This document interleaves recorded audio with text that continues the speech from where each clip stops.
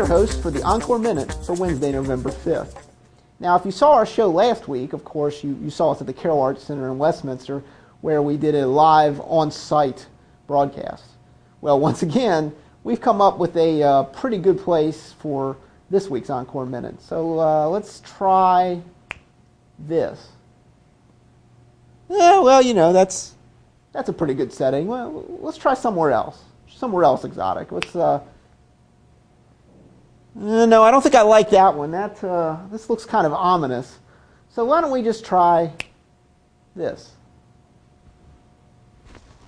Yeah, I think this will work out okay. This will be our setting for our second Encore Minute. Coming up, we'll take a look at the best bets for your weekend and a look at a few must-see events in the area in the coming week. It's beginning to look a lot like Christmas everywhere you go. And I'll stop now before you literally boo me off the stage, because that would be awful.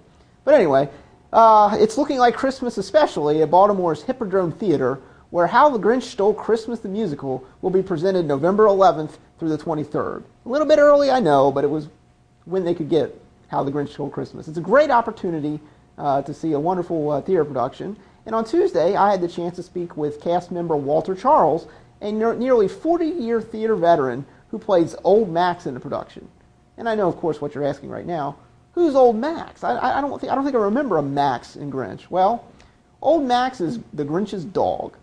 And now, unlike the movie version of the Grinch, this dog can talk and he narrates the production. And I can tell you it's going to be interesting because the narrator has a really deep voice. But I've been told it's a great show, and be sure to jingle all the way to Baltimore to check out Charles and the entire cast. Speaking of theater, longtime Broadway actor Ben Vereen was in Baltimore last week, but it wasn't to do a show. He was in town to promote diabetes awareness.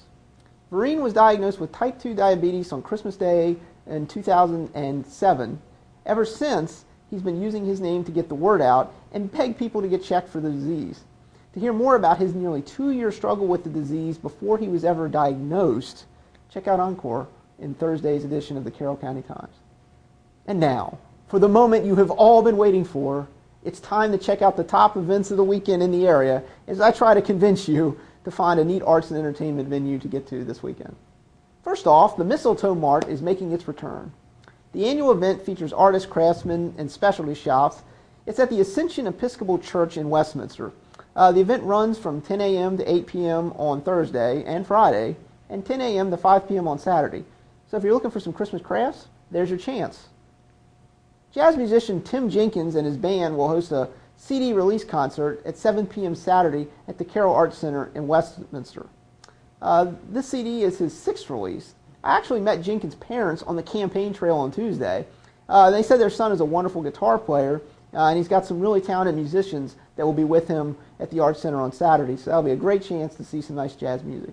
Now that's all for the Encore Minute this week. I'm Brandon Owen. I'll see you next week for hopefully more fun and games.